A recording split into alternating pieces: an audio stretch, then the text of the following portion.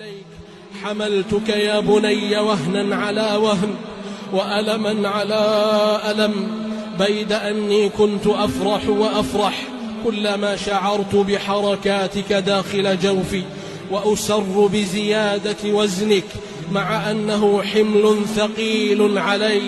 إنها معاناة طويلة أتى بعدها فجر تلك الليلة التي لم أنم فيها ولم يغمض لي فيها جفن، ونالني من الألم والشدة والرهبة والخوف ما لا يصفه قلم